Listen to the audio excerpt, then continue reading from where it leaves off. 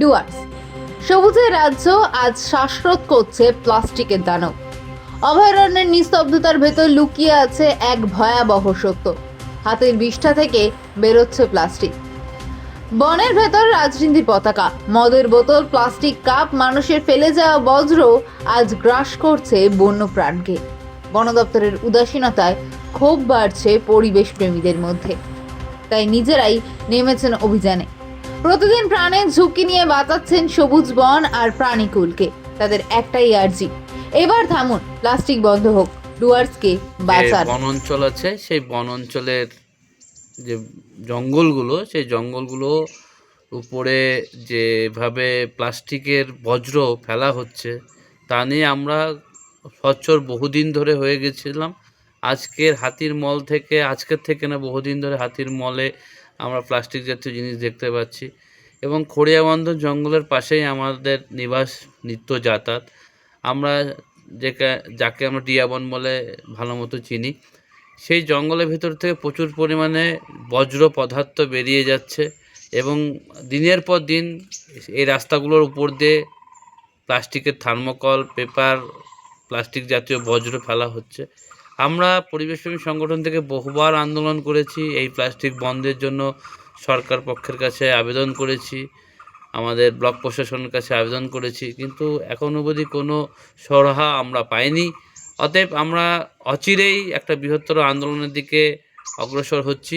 বিভিন্ন পরিবেশপ্রেমী সংগঠনকে আমরা একত্রিত করে আমরা উত্তরবঙ্গ জুড়ে গ্রিন জোন ডিক্লারেশন এবং প্লাস্টিক ব্যান্ডের পুরোপুরিভাবে আহ্বান জানাচ্ছি, যাতে করে বন্যপ্রাণ আর মানুষ এ দুটোই যেন সুরক্ষা পায় এবং আগামী দিন বন জঙ্গল প্লাস মানুষের জন্য সুস্বাস্থ্য ভালো বজায় থাকে।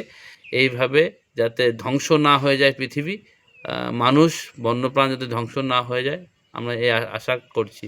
রিসেন্ট আমরা দেখতে পেলাম আমাদের বিভিন্ন একটা এলাকা থেকে হাতির মলের মধ্যে বজ্রের মধ্যে প্লাস্টিক ছিল এবং সেই প্লাস্টিকটা যদি ও খেয়ে থাকে তাহলে ওর হাইজিনিক প্রবলেম হবে এবং সেই হাইজিনিক প্রবলেমের ফলে কিন্তু সে ধীরে ধীরে তার শরীরে বিভিন্ন রোগের বাসা বাঁধবে এবং সে আস্তে আস্তে করে কিন্তু মৃত্যুর পথে ঢলে পড়বে।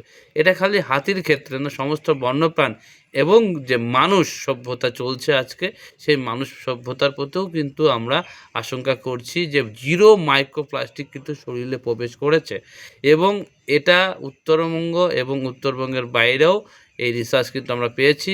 তাই এগিয়ে আসুন, হাতে হাত মিলে আমরা এদের আন্দোলনে আমরা যুক্ত হই এবং প্লাস্টিক নিয়ে আমরা এই প্লাস্টিক বর্জ্য বন্ধ করি এবং প্লাস্টিকের ব্যবহার বন্ধ করি। ধন্যবাদ, নমস্কার। আমি সুমন চৌধুরী। Good morning. पहले तो बात, हम ये जो विंटर सेशन चल रहा है इसमें हम पर संडे को हम जंगल में आते हैं और जंगल के साथ प्यार मोहब्बत हमारा है। तो देखते हैं कि आसपास जंगल में पूरा कचरा, प्लास्टिक ऐसे कुछ फेंक के आदमी लोग चला जाता है। तो इसी कारण से हम बोलना चाहते हैं कि आदमी लोगों को कि जंगल में आओ, घूरो फिरो, कोई बात नहीं। तो ये जो कचरा है, प्लास्टिक कचरा है, जंगल के अंदर मत फेंकिए, क्योंकि इधर में जितना हाथी, वन्य प्राण और ज़्यादा से ज़्यादा पक्षी लोग है आता है। हाथी तो इधर में खनियाबंद जंगल में अभी भी है। वो लोगों को मॉल से भी हम लोग प्लास्टिक मिल रहा है।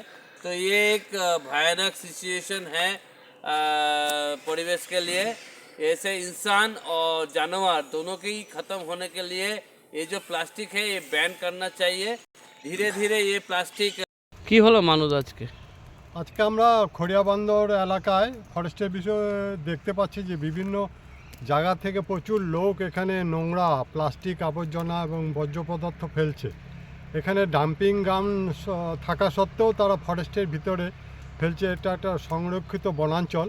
তাই আজকে স্থানীয় ছেলেরা আমার মানে ছোট ভাইয়ের মতন, তারা আজকে সহযোগিতা করছে। তারা এই খড়িয়াবন্দর এলাকায় সবাই সকালে, আজকে রোববার, হাতে হাত মিলিয়ে তারা এই বর্জ্য পদার্থ পরিষ্কার করে এখানে জ্বালিয়ে দিচ্ছে। এটা একটা শুভ উদ্যোগ। আমরা আমাদের এই ভাইকে শুভকামনা করি যে তারা মানে আগামী দিনে যেন আমাদের পাশে দাঁড়ায় এবং তারা এই মানে ভালো কাজটা করে। এটা একটা মানে গুরুত্বপূর্ণ স্থান, এখানে হাতিরা প্রায় যাতায়াত করে, কিন্তু এই নোংরা বর্জ্য পদার্থ খেয়ে হয়তো হাতিরা অসুস্থ বা মানে হতে পারে। তাই মানে তার কথা গুরুত্ব করেই আমার এই ছোট ভাইরা আজকে হাতে হাত মিলিয়ে এই খড়িয়াবন্দর এলাকায় প্লাস্টিক মানে কিছুটা আমরা পারি নাই, কিছুটা হলেও তারা চেষ্টা করছে। এটা একটা শুভ উদ্যোগ।